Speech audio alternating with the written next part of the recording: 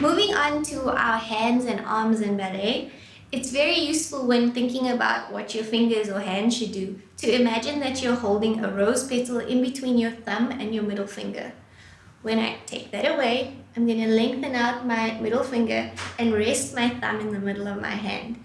Okay, and it's very important that these fingers aren't stiff. They should be relaxed as if the air or the wind is blowing through them. Okay, the other important thing to remember is that you want your index finger and your wrist to form a line that is continuous, so your arm looks extremely long when you extend it. Okay, so next thing to remember is that for all the positions in ballet, the distance in between your hands is about the size of your face. So nobody's face is this big and nobody's face is that small. We're always going to have enough space for our face in between our hands. So let's begin. In ballet, there are many different styles and they call these positions different names. I'm going to teach you the Royal Academy of Dancing names for the different arm positions. So let's begin.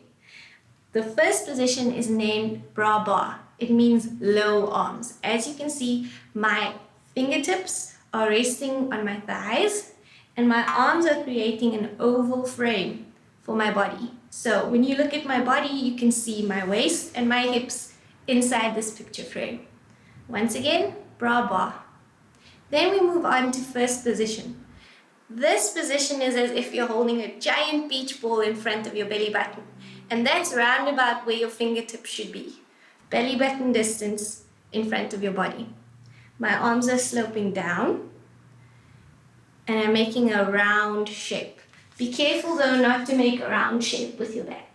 Okay, so not hunched over, standing up tall. We move on to second position. So I've taken first and I've split it in half. My arms are reaching out to the corners in the room. I have length over here and I'm lifting underneath. So I'm not going to drop and have chicken wings. And I'm not going to hunch over like an old woman. I'm going to stand up very tall with my body lengthened. Second position.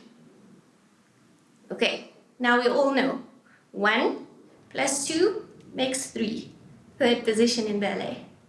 Okay, third position has one arm in the first position area in front of your belly button and the other arm extended to second. So I can do third position with my right arm forward or my left arm forward. Third position.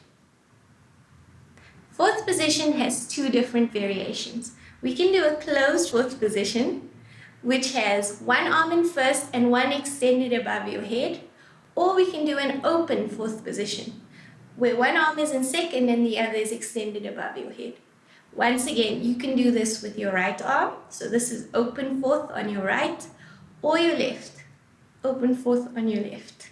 And once again, you can do closed fourth on your left. Fourth position.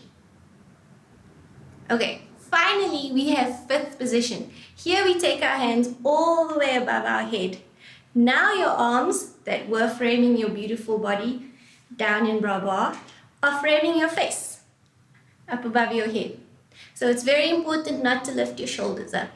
You want to have a long neck. And these arms are rounded with your elbows pushing outward. Also, make sure not to take your arms too far back. One way to make sure your arms aren't too far back is to have them in front of your head, and when you wiggle your fingers, you should be able to see them in the corners of your eyes without lifting your head to see your hands. So fifth position. We can do fifth as a classical fifth position, or we can open it, almost like YMCA, except just a bit rounder. We are doing ballet after all. So this is open fifth position. Those are the positions of your arms. Why don't you try them at home? Nani Nani! If you'd like to practice some more, click here. Right there. There. Click there.